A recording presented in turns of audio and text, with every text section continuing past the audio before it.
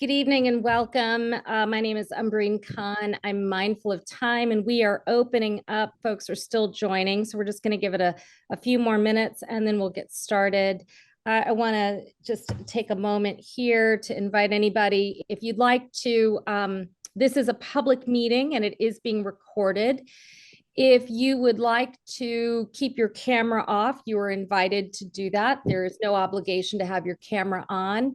There are also members of the media that have expressed interest and have expressed an intent to participate in observing today's meeting. And so if you are not interested in being on the record, there is absolutely no obligation to have your name appear. You can perhaps use your initials if you'd like, or a nickname, whatever you are comfortable with. But I wanted to just make sure that everybody is aware of that as we prepare to get started, because we are complying with the open meetings rules of Montgomery County. So before we get started, I just want to say a few things here. Does it look like we have majority of folks are in the room? Nope, they're still joining. Give it another second.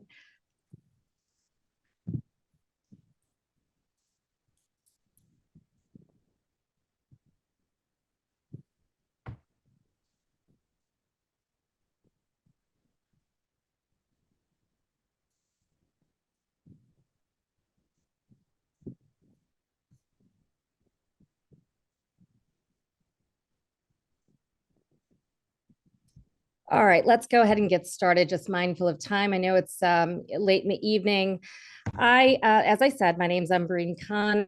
I am a cohort member that is serving alongside with others. And I'll just take a moment to allow my other cohort members to just briefly introduce themselves, if you wouldn't mind. Ilhan, can we begin with you? Of course, Ilhan Kagri, right here, waving at you. And to all those people who have shown up tonight, 8 o'clock at night, I'm really grateful. I know that there's folks from the county that are here who are interested in hearing about the experiences of Muslim residents in the county. So I'm really grateful for that too. Thank you. Adila, you are joining us from Pakistan. Would you like to say a few words? Yes, hi. My name is Adila Sharif, and I am a member of the cohort as well. I am so happy that we have so many people here, and we are planning to hold more sessions. So if you have friends that were not able to join today, we look forward to hearing from them next time. Thank you. Thank you. Brother Firdaus.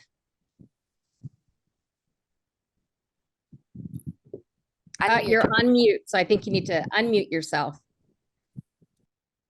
Can I call you back? Sorry about that. Hello? Thank you. Good evening. Assalamu alaikum. And thank you for joining this first listening sessions. We are excited to see so many faces and we're looking forward to hear from everyone's input tonight. Thank you. And Brother Faisal Khan.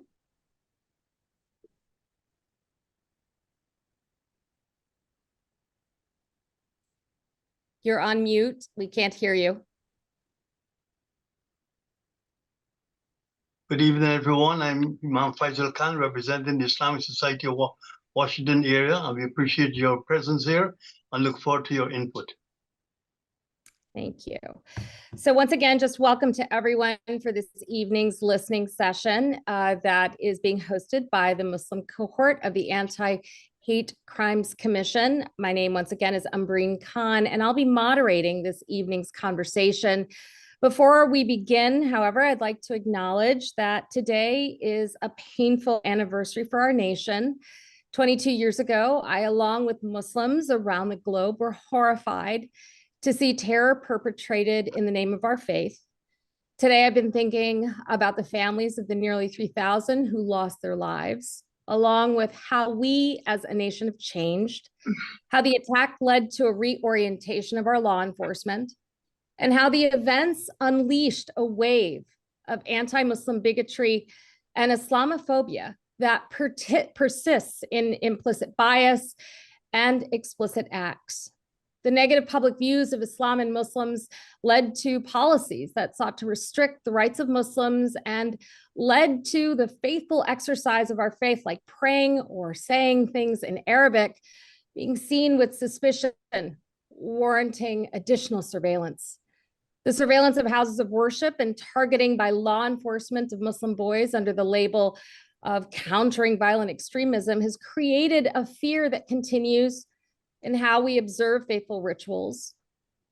Then 4 years ago, the Republican Party candidates running for office at the federal and many at state level tapped into those tropes. And once again, national civil rights organizations documented a spike in hate crimes and attacks on houses of worship and communities, and that unfortunately too continues. While the immigrant Muslim villain became a fixture in the American imagination, the story of the first Muslims in America, those who came to these shores as enslaved people, was erased, along with Muslim contributions to science, math, music, and the arts. The reality, fellow Montgomery County residents and elected leaders, is the American Muslims represent the most diverse religious community in the United States. We're the fastest growing, according to demographers, and it is one that I just want to emphasize does not have a racial or ethnic majority. Since moving to Montgomery County nearly 2 decades ago, I've witnessed the growth of both organized Muslim groups and institutions, from health clinics serving communities in need to service organizations to traditional houses of worship, to those who are unaffiliated, to those who are. One can be Muslim without belonging to a mosque or a masjid. So the need to create spaces like this that center and listen to the different experiences in our community is very important. Our goal tonight as a cohort is to receive input into the problems that this commission seeks to address. Our mandate is to provide recommendations and work with the other cohorts that have been organizing and meeting to support a platform that will be presented to the county council.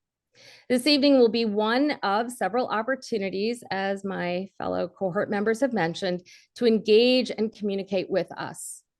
But before we begin, I want to recognize that in our audience this evening, we have several elected leaders, including County Council President Evan Glass, Council Member Kate Stewart. And Evan, I would like to invite you if you are interested in saying a few words before we begin this evening. Well, thank you very much, Amberine, for those very thoughtful and fitting opening thoughts as we center ourselves in this conversation. Now, good evening, everybody. I am glad that you are all here for this working meeting of the Anti-Hate Task Force's Muslim cohort. I want to thank you all for joining tonight in this conversation so that we can listen to and hear from members of the Muslim community. The Anti-Hate Task Force has been working all summer with 6 different cohorts meeting and talking about their communities. Those 6 cohorts are members of the Muslim community, the Latino and Hispanic community, the Jewish community, the Black and African American community, the LGBTQ+ community, and the Asian American Pacific Islander community. And as Amberine noted, today is 9/11, and it is a day that we will always remember. It is a day that we remember the 2,996 lives that were lost on that day, including 11 people who called Montgomery County home. And it's not lost on me or any of us that after those terrorist attacks, hate crimes against members of the Muslim faith in the United States dramatically increased. And that is why tonight's conversation is so incredibly important. Here in Montgomery County in the year 2022, there were a total of 157 reported bias incidents, a 10% increase over the previous year. And that is the highest number that we had in at least a decade. And so the reason we're all here tonight, the reason you're here tonight, is to hear from members of our Muslim community about life here in Montgomery County. We want to hear their thoughts and concerns and what they think needs to be done to ensure that everybody feels safe and seen for living who they truly are. And it's important to note that just like with every group, there are differences of opinion. No two people think exactly alike. And so I welcome tonight's healthy discussion, but please remember that we can disagree without being disagreeable. And I want to point out that tonight's discussion is a work session for members of the Muslim community. And so I'm pleased that you are all here to participate, that you're here to listen, and above all, I implore you to be respectful. And so with that, Amberine, I turn it back over to you. Thank you, Evan. Well, I want to get started. We have had several meetings as a cohort talking about the challenge and the work that we have ahead of us. And in that, one of the kind of first areas that we focused on was the challenge of reporting. And what are some of the obstacles that members of our community face when it comes to reporting incidents of hate that can manifest in any sphere, from engaging with someone in a grocery store to an experience that someone has on a schoolyard, or even in the workplace or a neighborhood. So what I'd like to do is pose the first question to those who are here. If you'd like, raise your hand. What, if you could share, are some of the observations you have or experiences you have in why reporting can be so challenging for members of the community?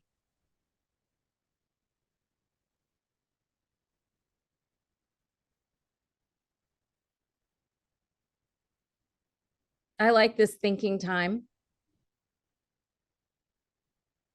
Kausar. All right. Kausar, I'm going to invite you to unmute yourself.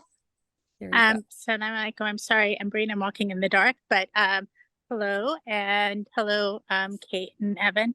I think part of the problem is that it's hard to, a lot of it is microaggressions, and a lot of it are small comments or things that may seem trivial, but still have an impact. And the other thing, and I'm speaking for my child who's on this also, is that sometimes when these incidents are reported, they're reported to people who are in positions of authority who do not take them seriously and dismiss them, and therefore the instinct to report is then dulled because they're not taken seriously when they are reported. Kausar, thank you for sharing that. Could I follow up? Can I ask you a question just to explain a little bit more?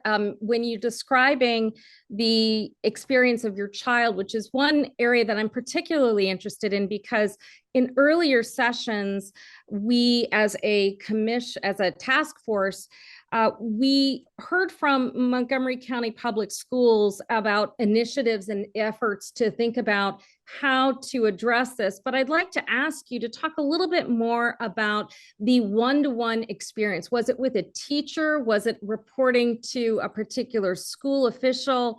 And did you find that the experience was one that you were able to understand what the process was as a parent?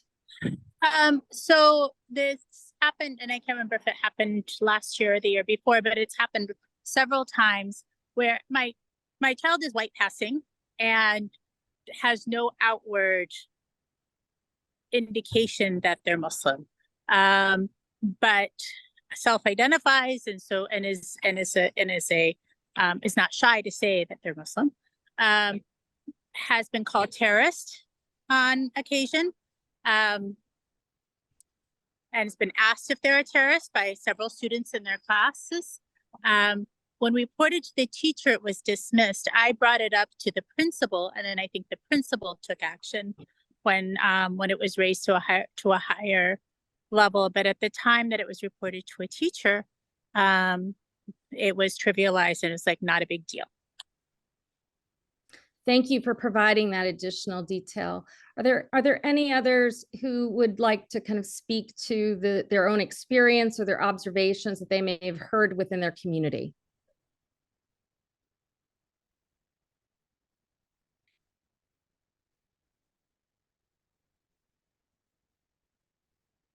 again, we're speaking to the challenge of reporting. I know that we have several members of the community here who have participated in different events, community events.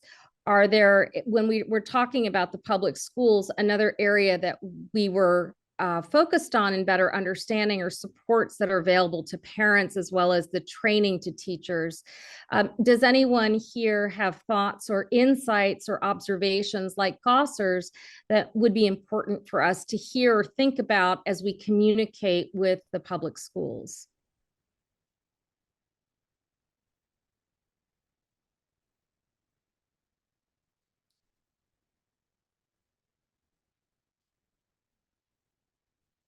Sarah, I'd like to invite you to take yourself off mute.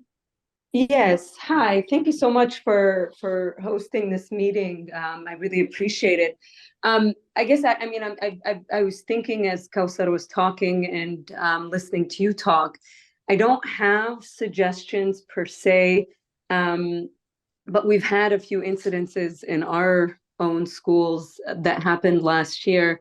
And I have to agree with her that there seems to be a certain level of dismissiveness when it comes to Muslim hate, that it's sort of perceived as, oh, kids joke, or that's not, they didn't mean it, or it's a student on student issue and not necessarily targeting the entire sort of, subset group. And so I'm not sure how to address that, but I do feel that that is an issue. Another issue that I found, and I had to report something last year, was that there may be a reluctance on parents, Muslim parents, to report things because oftentimes there's a certain lack of, again, I don't know if it's a lack of understanding or a lack of empathy, but there is a certain level of that. And I'll be honest, the reason why I felt comfortable reporting was because I started with a PTA person that I personally knew who happened to be South Asian and Muslim. And so I felt comfortable sort of speaking to her one-on-one about this. Whereas I don't know if I would have been so quick to do that if it were somebody else who didn't sort of understand the Muslim community dynamics in the American context. So that's something that I personally felt. And it has definitely helped to have that person as sort of the middle contact person who was pushing to have things out in the open and have a conversation about things.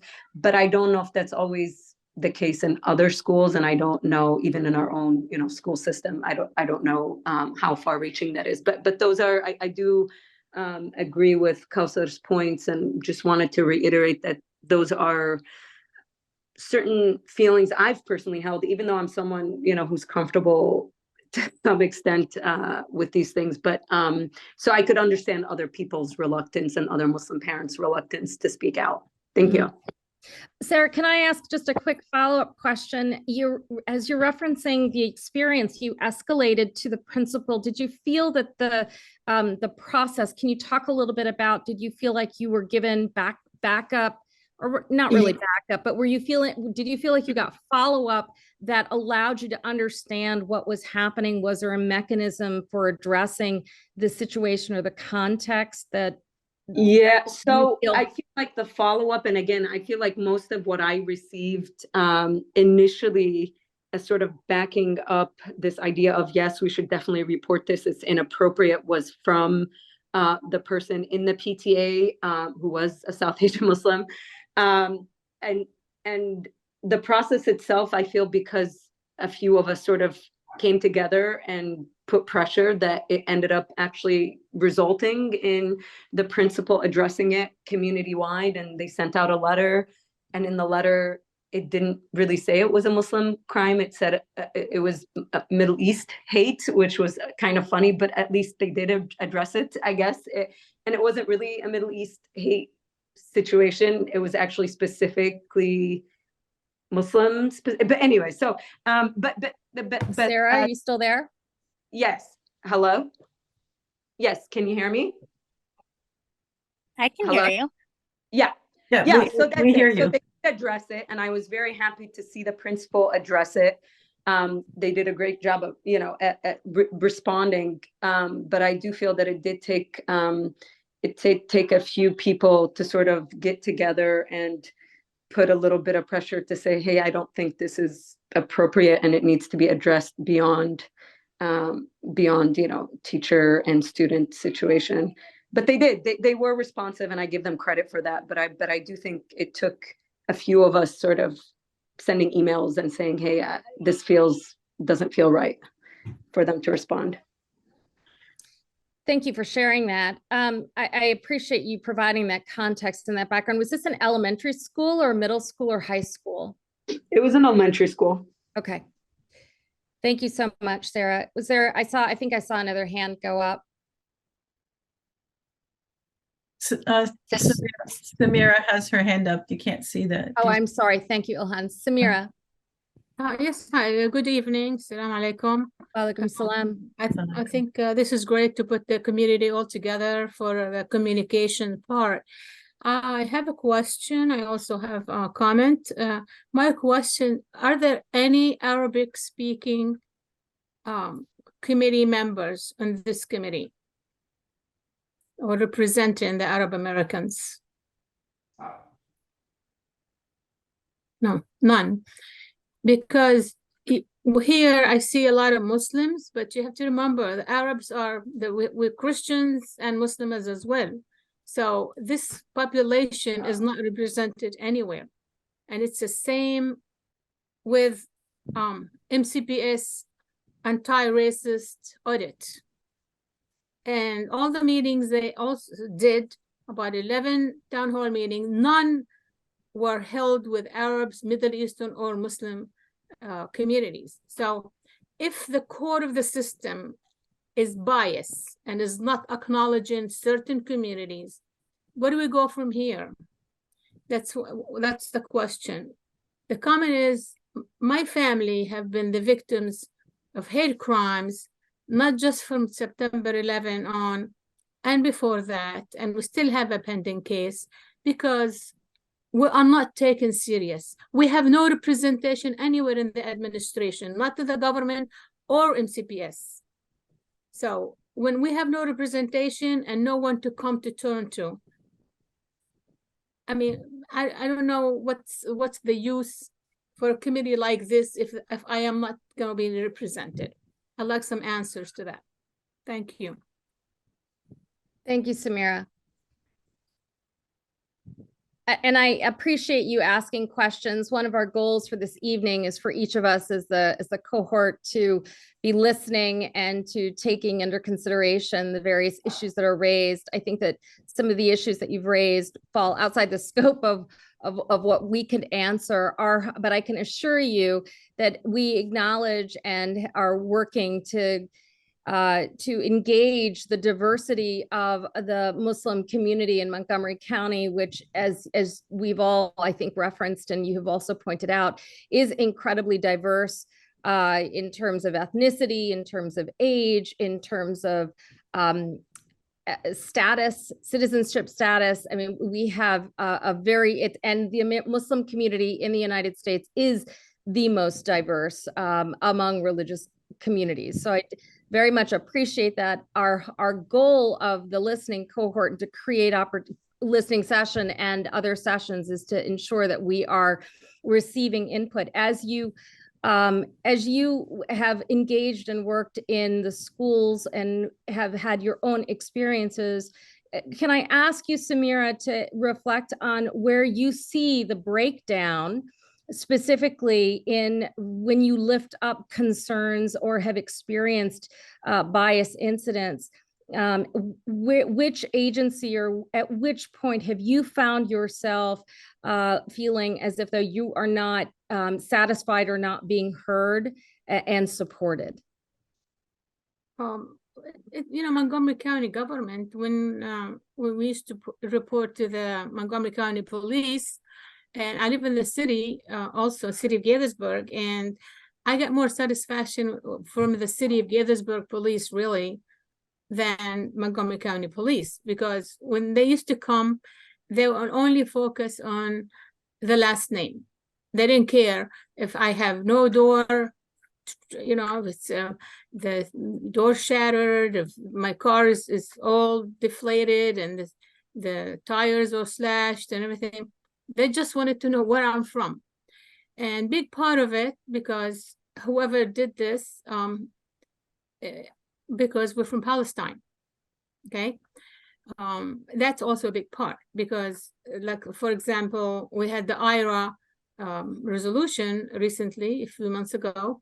And when this came up, I've been called anti-Semitic myself from colleagues and people I work with.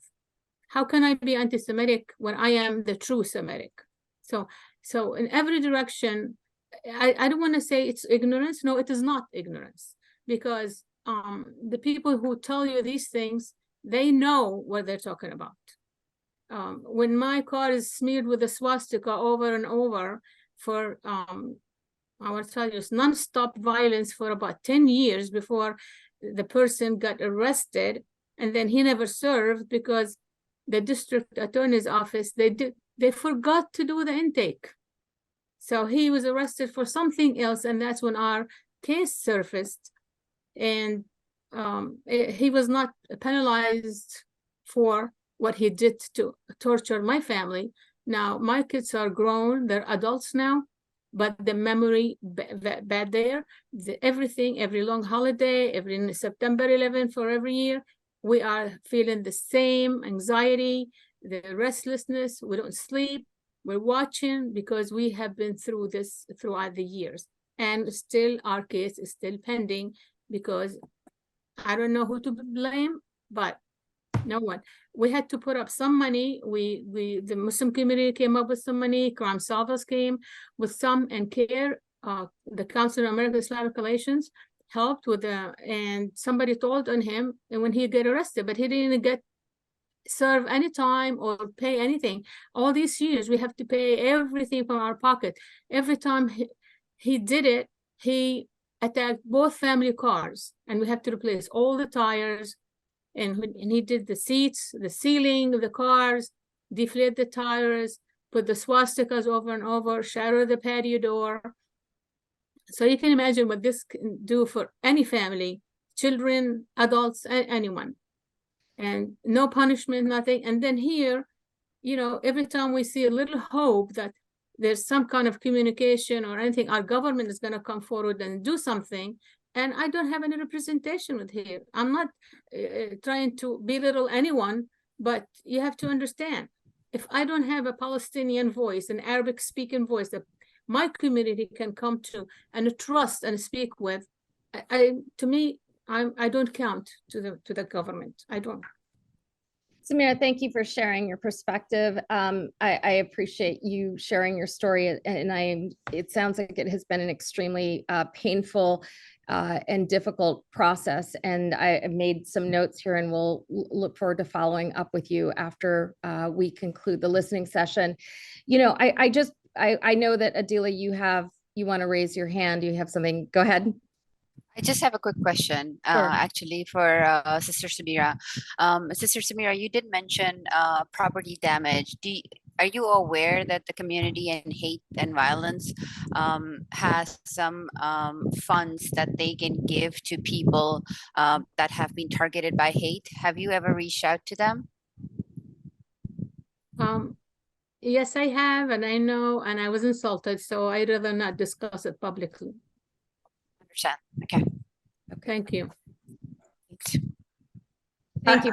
I think that's really important, Sister Samira, for you to tell us that even though that exists for people, the fact that reaching out to it was to that organization or to that group for help for what they should be doing was not a good experience for you, I think is important for us to know. So I thank you for mentioning that as well. I want to kind of pick up the theme of just, you know, we've heard now about encounters in the public schools. We've heard now 2 accounts of just what it's taking taking to escalate an experience. Council member, or not council member, Kate Chance, I believe you posted a note. Can I invite you to share what you're hearing in your capacity as an advisory board liaison? Of course. Sorry, give me a second. I'm going to come on camera. Sure. Hi, everybody. I hope you're well. So I've heard a number of stories from the Muslim community, fears of. Kate, I'm sorry, can you introduce yourself? Because a lot of Oh. people might not know how you're affiliated with the county. Sure, I'd love to. My name is Kate Chance. I'm the faith liaison within the Office of Community Partnerships, and I work closely with the county executive. I am Episcopalian, but I truly love the Muslim community and have a lot of experience working in this community, even though I mispronounce things, and Ilhan always graciously corrects me, which I appreciate. My master's degree is in Islam and Hinduism, and I worked for a small Muslim nonprofit in California called Islamic Networks Group that dealt with countering Islamophobia.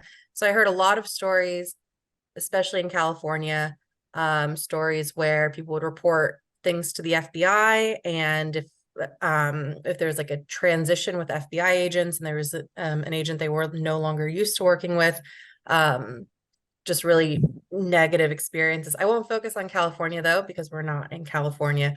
I will say for Montgomery County, I've been trying my hardest to make sure folks feel comfortable that they can tell me about hate that they experience, but there still is a huge hesitancy. I know of a number of instances that have happened that folks have not reported.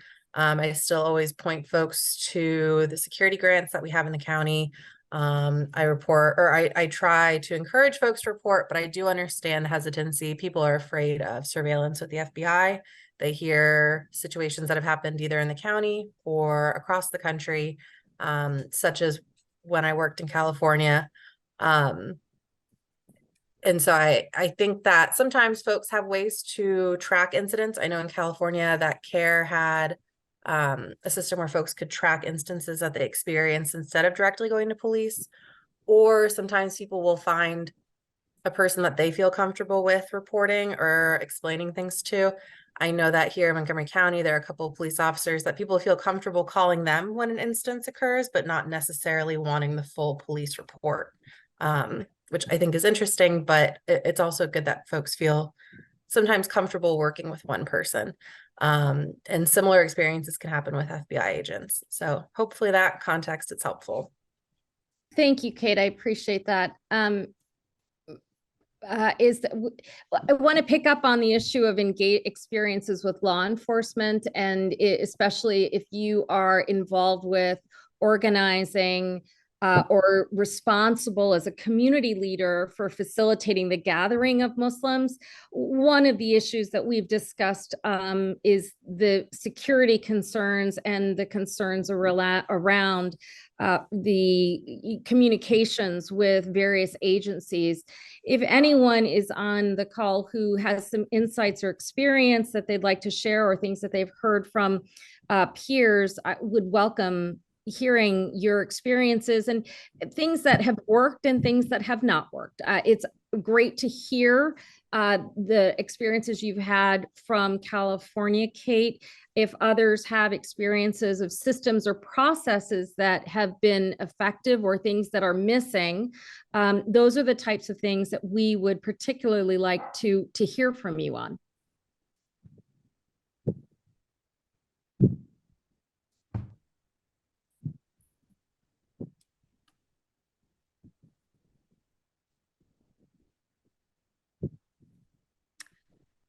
Brother, for those, I know that we've talked a little bit about security and houses of worship security. Are there any experiences or thoughts that you might have that you'd like to share? I know you were recently talking with other community leaders. Oh, thank you, Sister Amberine. Yes, my name is Firdaus Kadir. I am a representative from the Imam Center in downtown Silver Spring. And although the community is largely servicing Indonesian-speaking congregants there, but we do serve about 2,500 people per week. The mosque visitors, worshippers from all type of ethnicity and background. So very, very, very American style. Very diverse. And we did experience about In fact, it was 3 before, but 2 days ago, I just received today the news, another one. First, last year, we have 2 incidents. One started with one person placing a phone call on our voicemail, leaving a lengthy message, very vitriolic hatred on somebody that we don't even know, and all accusing something that we are not familiar with accusations. And we reported that incident to the police, Montgomery County Police. And the second one was a person drive into our parking lot and park his car like as if he's a regular, and walk into the mosque. We have 2 floors, ground floors and second floor, the main prayer room. And he went in the second floor and gave his speech. And very, very strange about this gentleman is he even leave the literature where he's from and house of worship he was from, which is not far from our place. And he left a very deep, full of hate, to say the least. We reported that to the police department, and with a consultation with Kate Chance, and we handle it in the diplomatic way. So we leave it like that. And the third one was also our member. I happened to work for MCPS, a lady with a Muslim's outfit. And this is after certain events, and I'm trying just to want to be general here, Amberine, just to share the picture. Her car was scratched on the first day. On the second day, they attacked the car. And we reported also to the police department on this one. And that was a little bit very devastating. Among the 3 so far, this was the most, because it appeared to be targeted. She was targeted. That's, of course, we can't pinpoint because no one was arrested and things like that. But it was based on the circumstances of the report, we feel that she was targeted. And the fourth one is only a couple of days ago.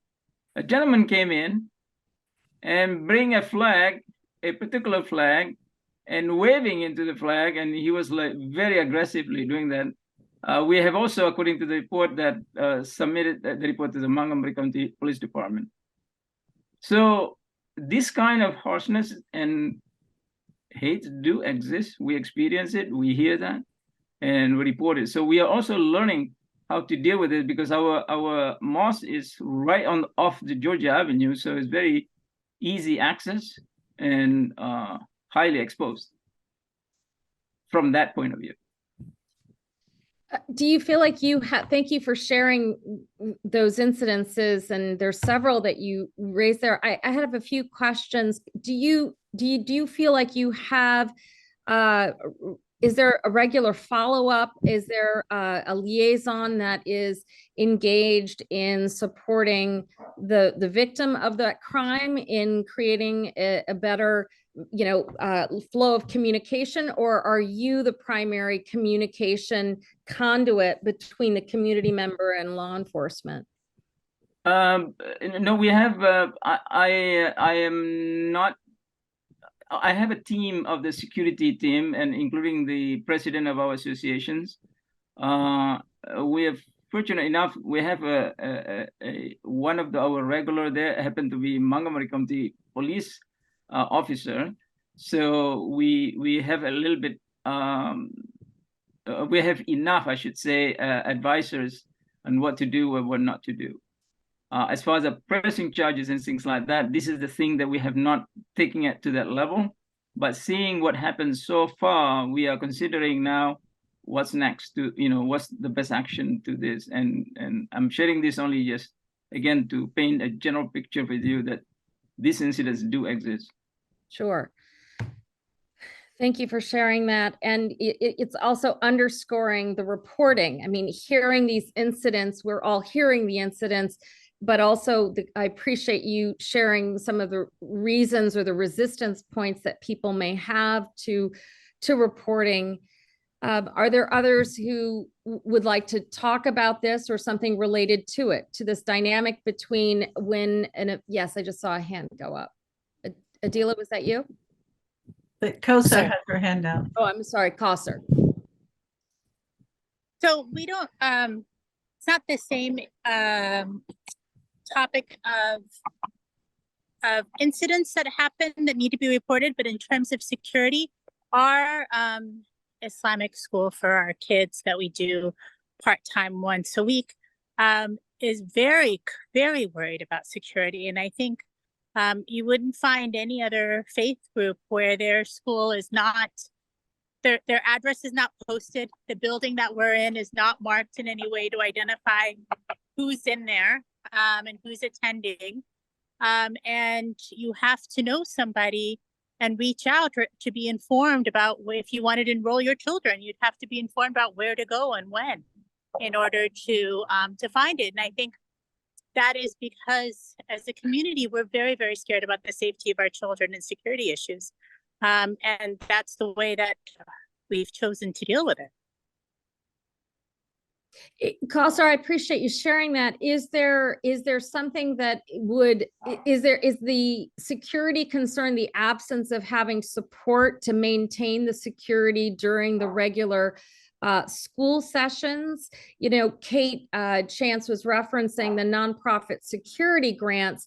I'm curious, like, is the community familiar with or thinking about what would the conditions, what are the ideal conditions, let me ask, that would increase the comfort level and sense of security of parents for allowing that kind of information to do at that sort of basic communication, like here's the school and here's how you register? I don't know. I honestly don't know if the people in charge are aware of security grants, and this is just the way it's been for, you know, the 13 years that we've been going. Mm-hmm. So I don't know if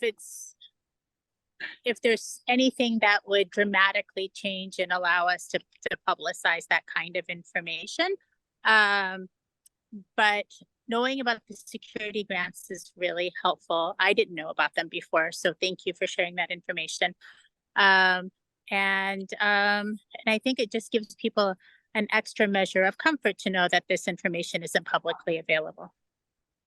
Yeah, so Kosser, I just want to bring I appreciate you sharing that insight and acknowledging that you were not familiar with it. Kate Chance has just posted to the chat that county executive and the county council has added a $1 million in security grant funding in this coming year. Kate, can you speak a little bit to that?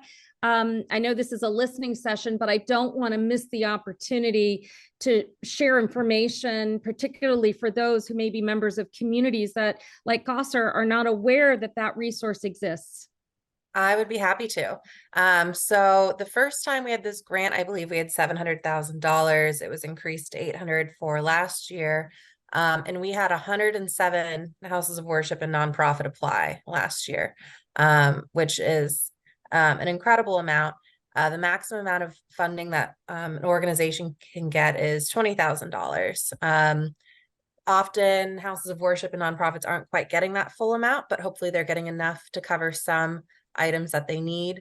Something that's really important to know is that the grant only covers cameras and camera installation and security guards. It doesn't cover the costs associated with hardening the facility, such as improving doors or windows, things like that. So that might be something else that this group wants to look into. But I know that federal grants do target that hardening. The federal grants are a lot more competitive to get. Of the 107 nonprofits that applied last year, I believe the majority of them got some level of funding, which is really great. The federal grants have so many applicants that they're just not able to meet all of those needs. But those applications should open either late October early November, I advertise it in my newsletter, and I try to make sure that folks within the religious community that might not read my newsletter, because not everybody reads a newsletter, are aware, and I try to get the word out, but I could always use help making sure that houses of worship, religious schools, nonprofits of all kind are aware of this funding, because it's incredibly important. And we want to make sure that we have diverse applicants applying for this funding. Thank you for sharing that. I want to shift before I shift to the next slide. So does anyone have anything else to add or to share as it relates to security and concerns about maintaining security in this current climate? I do have a question for Kate. In terms of the governor's grant, as somebody who's very closely affiliated with the House of Worship, I somehow missed that one. Do you know how that information is shared, especially with the nonprofit community? Well, I actually was also unaware of that, which is not great. And what I will say is, especially when a governor's team is transitioning, that a lot of things can fall through the cracks. So we have a new faith liaison at the state level that I think they just started a couple weeks ago. And we have a new, I'm forgetting the full title, but basically what is similar to OCP at the state level. So I'm hoping to better engage with them so I can do a better job of making sure folks get that information. I'm not sure how it was advertised last time. I'm not aware. I put out the federal grants in my newsletter too, Yes. and all of that, but that grant I completely missed. No, as a nonprofit who watches your grant information, thank you so much. You've done an amazing job of getting that information out, whether it's county or federal grants. So when I saw the governor's grant and I saw we missed out, like, why is it that none of us heard about it? So which was kind of interesting. Yeah, well, I'll make sure to include that, but I think maybe we can do more to strengthen the relationship with the governor's office locally here too, to make sure that not only am I pushing it out, but that they're making sure to also push it out to you all as well and to various communities in the county. So, Umbreen, if I could just remind everybody that our time is ticking away, and please don't miss this opportunity. The members of the cohort, the reason we're here is because we want to hear about your experiences and about your concerns and suggestions, because at the end of the day, the task force has to come up with a report and recommendations, and we can't do our job, or rather we would do a much better job if we heard from you. So please, I really encourage you to participate here. And in the meantime, if I could, Umbreen, ask for the Muslim participants for a show of hands if they think that the environment of hate has either increased or decreased or stayed the same. So if I could ask those three questions, if that's all right. So in the last, let's say, 8 to 10 years, how many people say the environment of hate and prejudice against Muslims has increased? So I'd appreciate a show of hands if you think it's increased.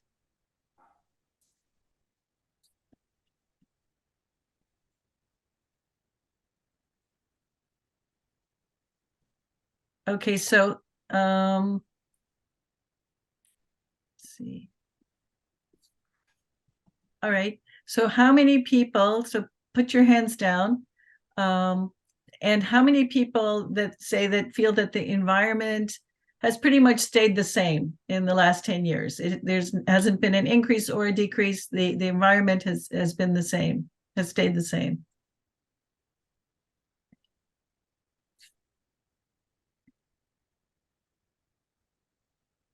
Okay. All right, and then how many people feel, lower your hands, please. And then I'd like to know how many people, Sadia, you need to lower your hand too, so I can get the next group. Thank you. So how many people feel that the environment for Muslims has actually improved in the last 8 to 10 years in the county?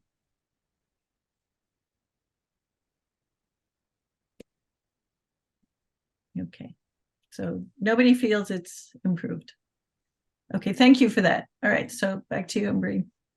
Thank you for engaging on that question of that climate. I think the climate question is one that connects to all the various issues that we've raised. I want to ask you to share if anyone has experiences with trainings. One of the things that we've talked a lot about in our prior meetings is the value of one-to-one relationships and relationship building, along with training to better learn or understand the fundamentals of a faith community that goes beyond celebrating a holiday or breaking bread.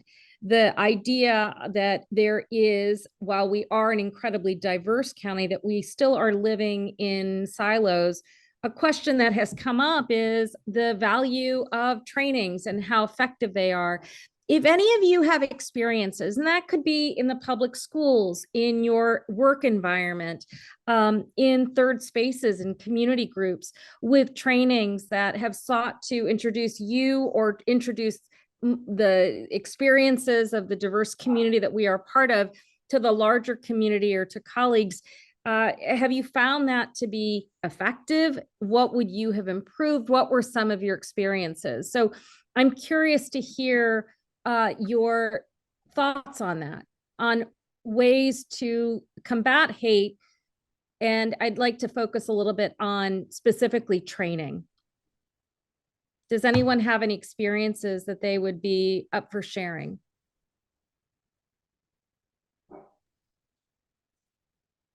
Don't be shy.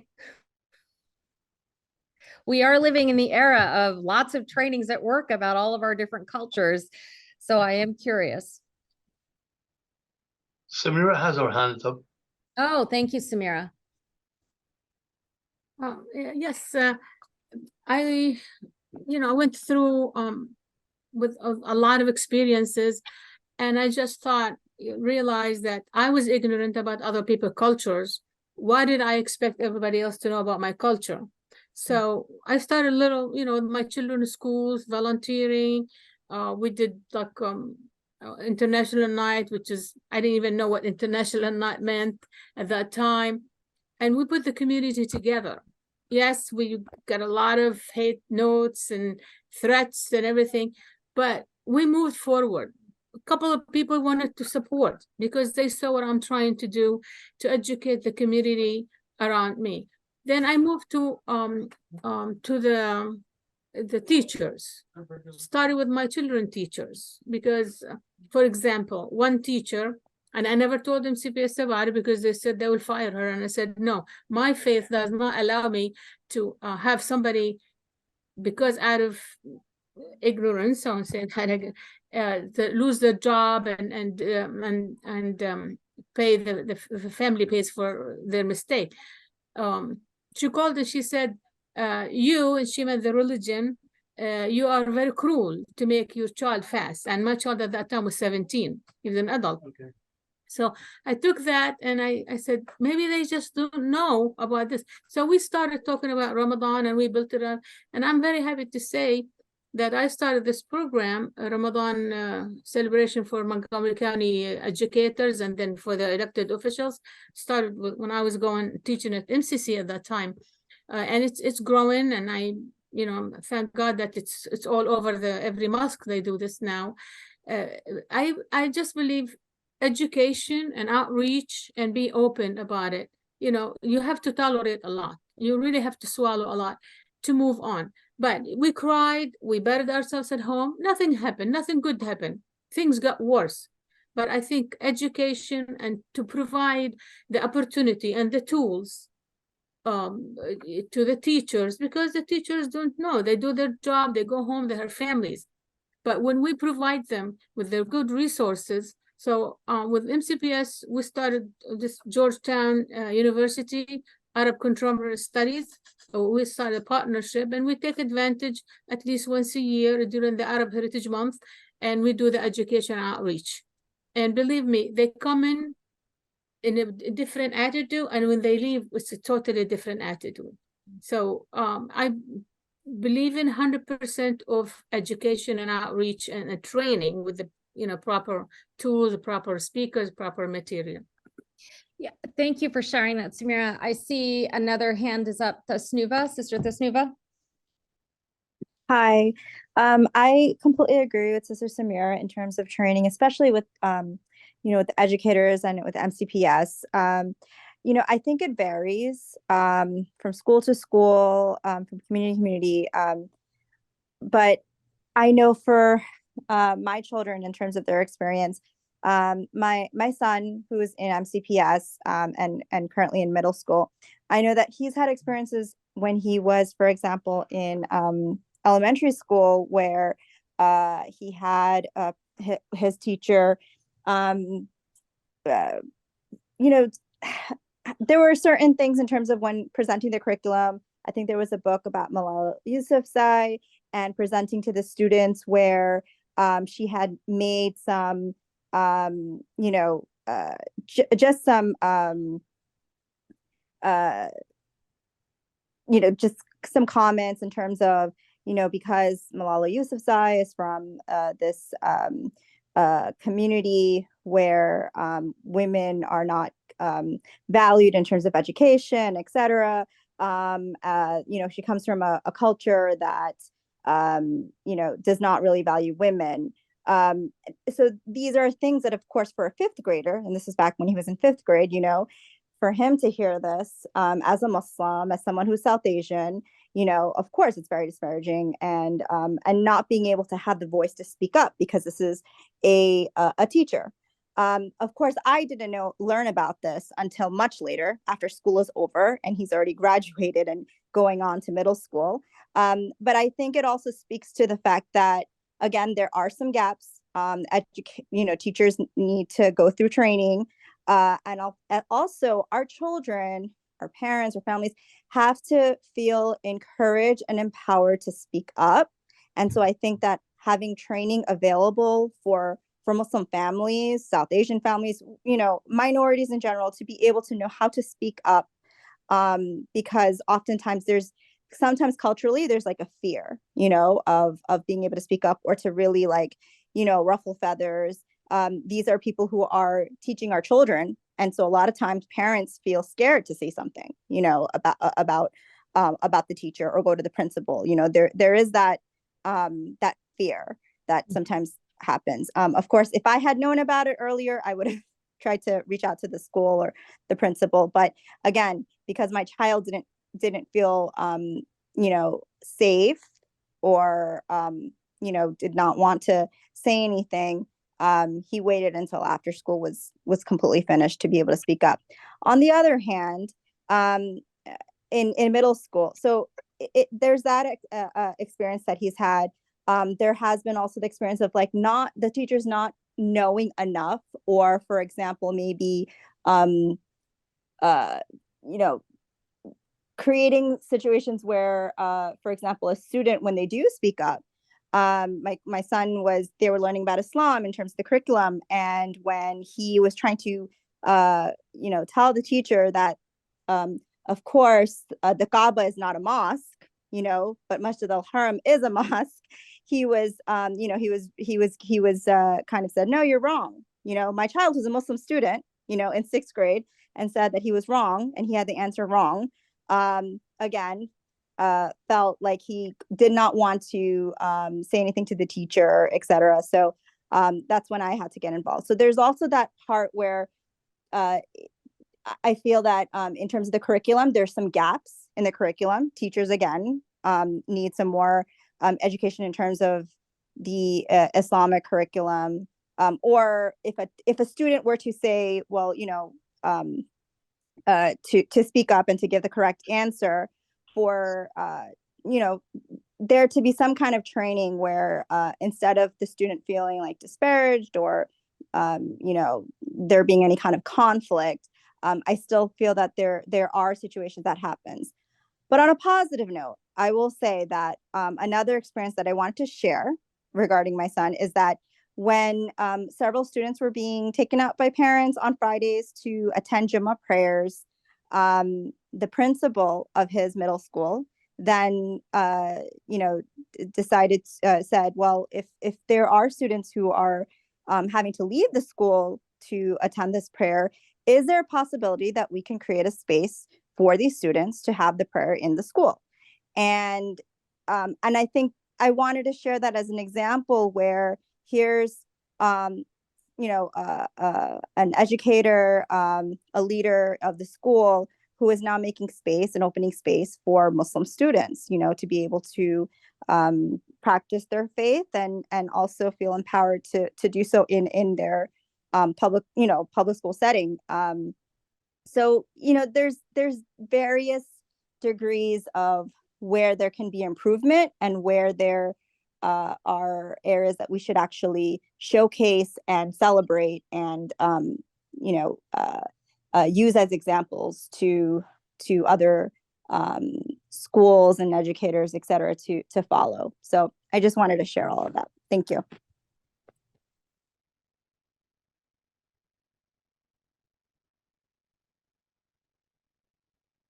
Ambreen, Dr. Ahmed has her hand up.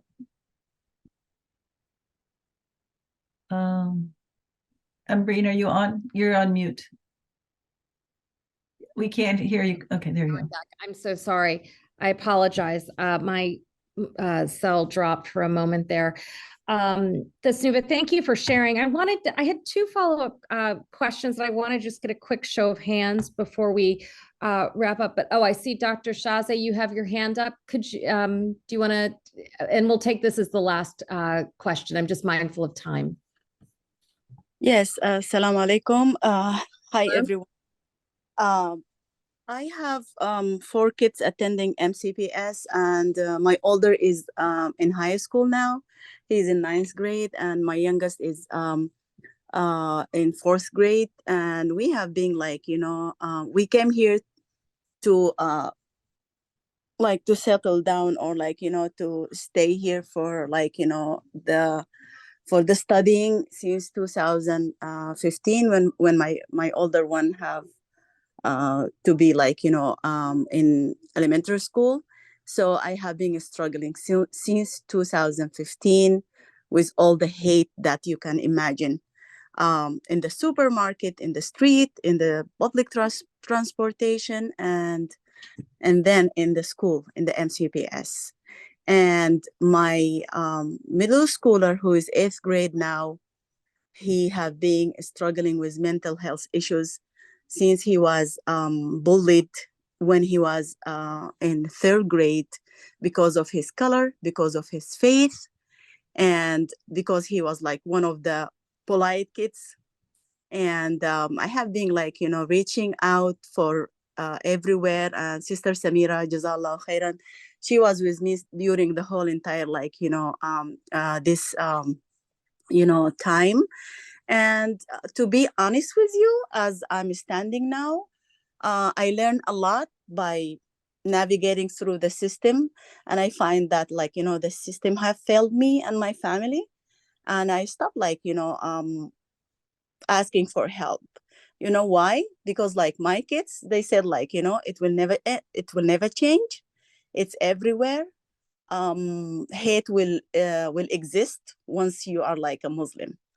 And it end up even today, my little one, who is only 9 years old, being offended by the kids talking about 9/11, which way far before she was born even. So you can imagine how hate will persist. And I think it's definitely, they are kids.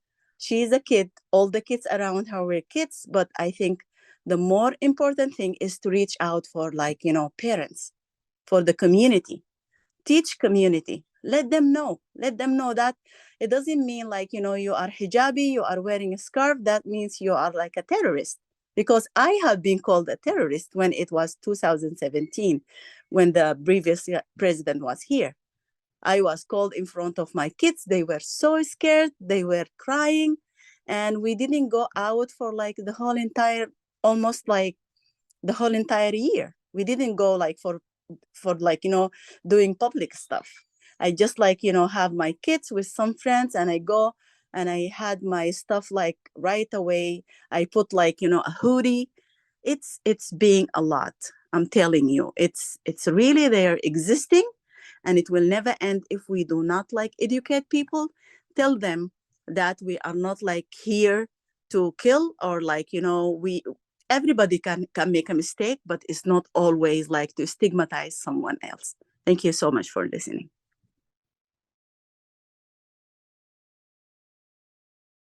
You're on mute, Umbreen.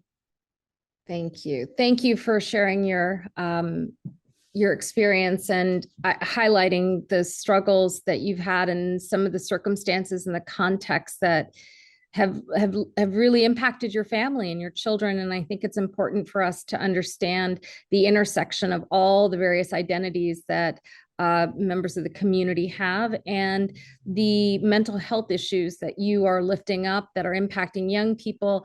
It's not just an issue in Montgomery County. This is a national issue in the United States. There are several studies that have documented the acute mental health crisis that exists, particularly among Muslim youth, and the rise of suicide that many communities are struggling to grapple with. I see some head shaking.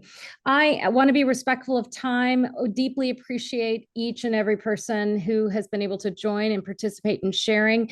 As we all said at the beginning, we hope this to be not the one and only, but one of many conversations that will give members of our community, all the various segments of our community, an opportunity to participate, to share their experience, and to participate in thinking about what are the actions that we can take, mindful that the challenge of confronting hate is not simply with one tool. We've heard tonight about education, about the role that teachers play, about the role that law enforcement plays, access to information about resources like the nonprofit security grant. There are many mechanisms in Montgomery County, but what I'm hearing, and I imagine in conversations we'll talk about, is ensuring that there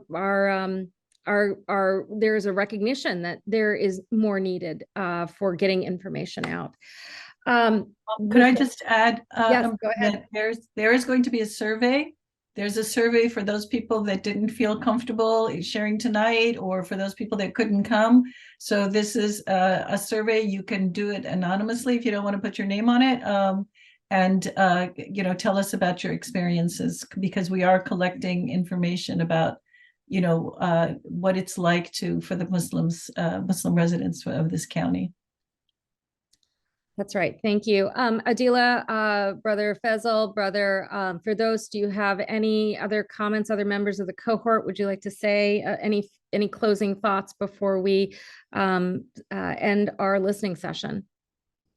Briefly from me, and number one is one of the incident that gentleman came to our place that I mentioned earlier. The police did ban him, and I forgot to mention that.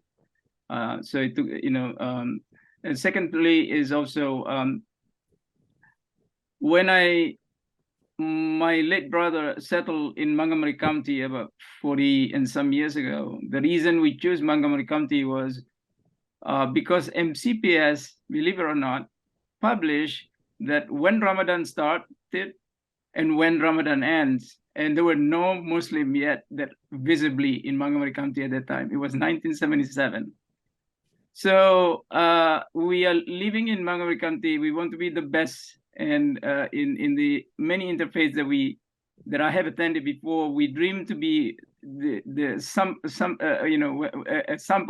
example of county, not just for the United States but also for the world. So I think if we revive that spirit, this hate can be countered in many different ways. God willing. Thank you. I see a question in the chat, so let me respond to that one regarding is the cohort's full report expected on September 19th? September 19th is actually when the Muslim cohort presents some of the recommendations we have come up with, and that's why we hosted this listening session as well, so we can add to those suggestions as well. But no, the full report is not due next week. It is actually going to be in November. So we are are going to do a presentation next week with some of the recommendations that we have come up with so far. However, we will continue with the listening sessions, the survey, and other ways of reaching out to our greater Muslim community so that we can come up with a full report in November. Absolutely. Thank you so much. Brother Faisal Khan, if you're still here, did you have anything that you wanted to add before we sign off? I think he may have left. He's here. He's Okay. here. He's here.